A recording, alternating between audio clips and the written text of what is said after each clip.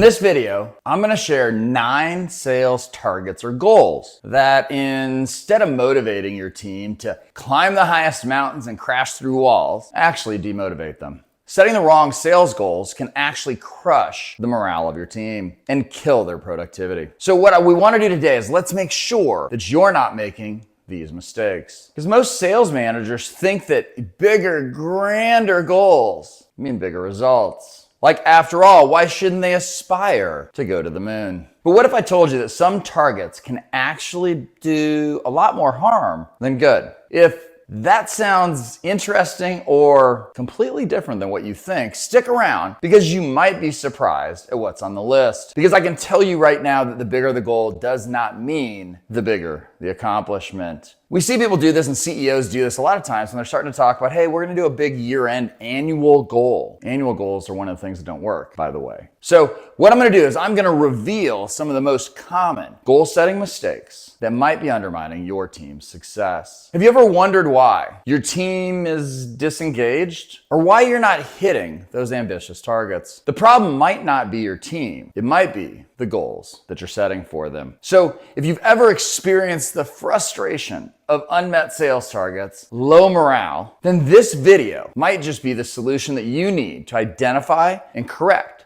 those demotivating sales goals within your organization.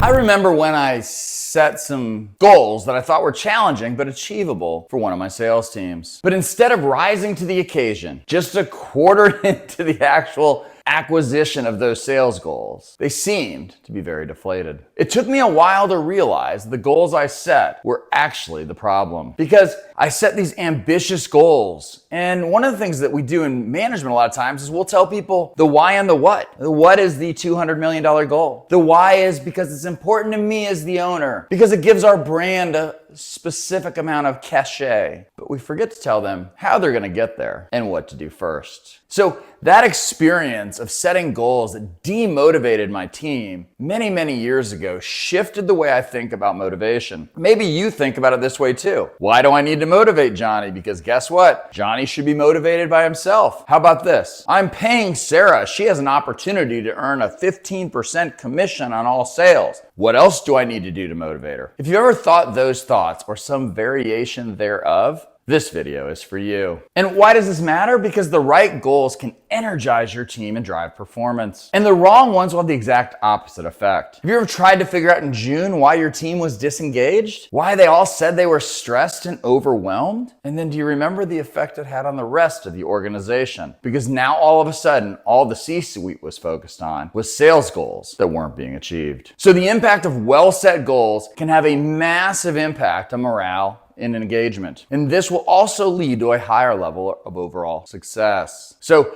understand that this is not about just short term. This is the long-term consequences of consistently setting demotivating targets. Because if you have demotivating targets today, I'm gonna bet you had them last year and the year before. Because it's about how you think you should be motivating rather than how you know they get motivated. So if you've seen high turnover or declining performance, this one's for you. If you think setting ambitious goals is always the best strategy, think again, because sometimes the goals you think will push your team can actually push them away. Let's challenge the mindset that ambitious goals are always the best way to motivate people. Here are the 9 goals that maybe you set that are demotivating for your team. First, unrealistic sales quotas. Now, you've got to understand that this demotivates teams so badly. And it's probably one of the top mistakes we see by CEOs and sales managers, because setting too aggressive of a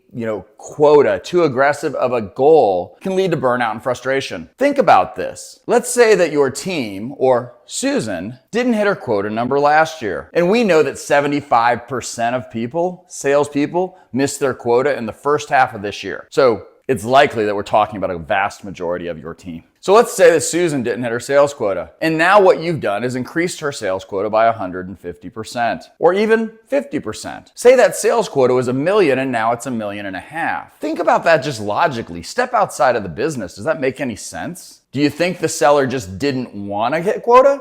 And so putting a higher quota is actually going to make it easier? Or do you think the seller might think something like this? Couldn't hit the lower quota last year. I don't know how the heck I'm going to hit this one. Be careful with those ambitious quotas. The second demotivating thing is focusing only on revenue. Revenue is important, but making it the only target can demotivate your team by ignoring the other critical success factors. And so overemphasizing it can cause your sales reps to neglect relationship building, customer satisfaction, and long-term growth of accounts. So we need to set a balanced mix. And particularly in today's age, what I can tell you is this: a mix of commissions with MBOs, which are management by objective, goals, is a pretty clean way to do that. The third demotivating thing that you might do is set short-term goals at the expense of long-term success. Because short-term goals can drive quick wins, but if it's at the expense of long-term success, your team might lose sight of the bigger picture. Are you grinding your team on getting the deal across the line today? Are they artificially putting pressure on people who may not be ready to buy today, but might in 3 months? Are they abandoning those who would actually be buyers from you next year? Because all they can focus on is what you're looking for today. Be careful with your short-term goals because they might just be hurting you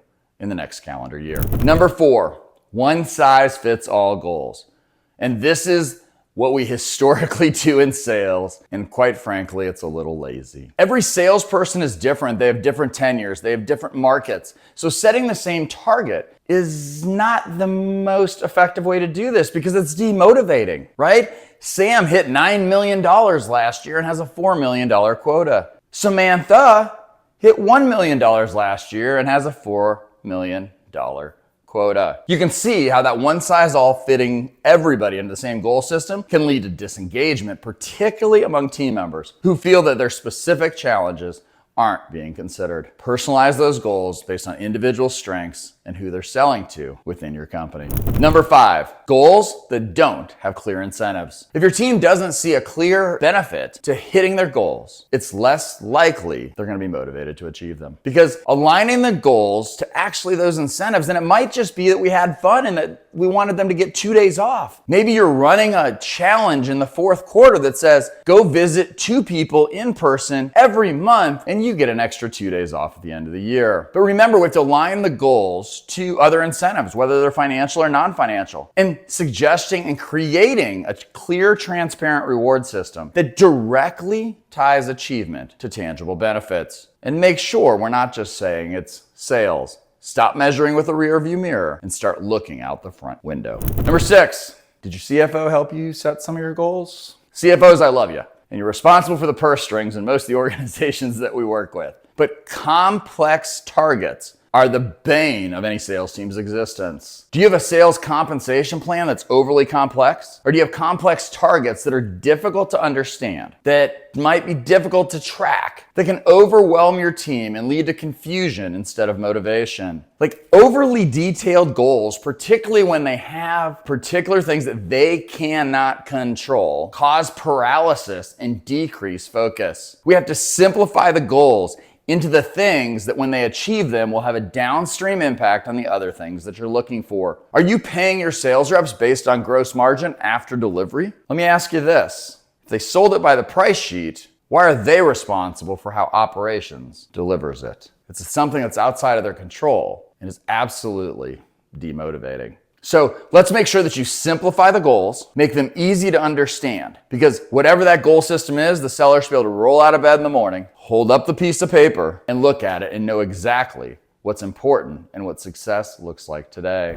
Number 7, moving targets. Now, I understand that business is fluid, and I love Simon Sinek's book, The Infinite Game. But too many times we move targets on our teams based upon a finite game of trying to hit a number this quarter or this calendar year. But constantly changing those numbers or moving those targets is frustrating to your team. And it's going to make them feel like they never truly achieve anything. There's a great book called The Gap and the Gain, and if you're an entrepreneur, you should read that. Because the challenge is, as entrepreneurs, what you might do is measure yourself on where you want to be instead of where you've come from. That might be okay for you, and the book will make the case it's not, but you can't do that to your people. So we need to make sure that set consistent goals that we can stick with clear timelines, and make sure that the adjustments that we make are only when absolutely necessary. Number 8, goals that don't align with company values. If your sales targets conflict with the company's core values, it can create discomfort, and that discomfort demotivates your team. Because any goal setting that contradicts your company's values, like aggressive sales tactics. So let's say we have an open, collaborative environment that our whole company works in, but now all of a sudden we're telling a seller, get in there and finish the deal. And that doesn't prioritize the customer care, can erode trust and engagement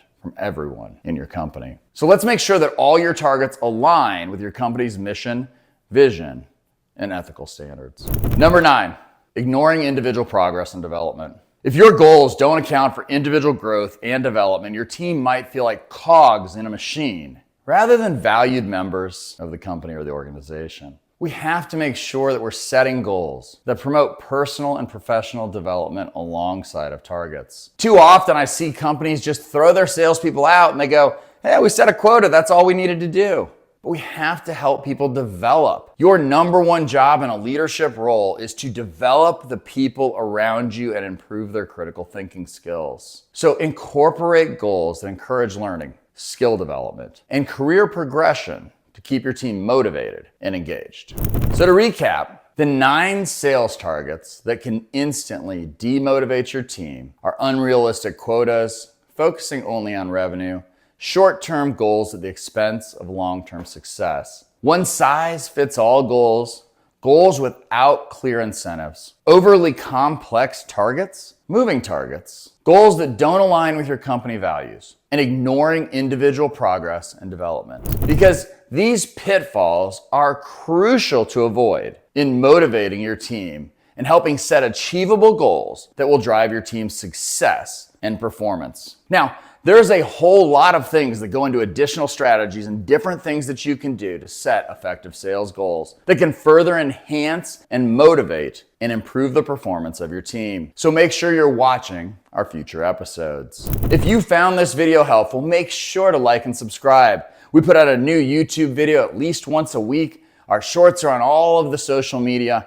Follow us on LinkedIn, follow us on Instagram, TikTok, and everything else. And if you're serious about setting the right sales goals that inspire and motivate your team, check out our videos, check out and dive deep into some of the things we talk about when it comes to advanced goal setting techniques. But thank you for watching, and I'll see you in the next one.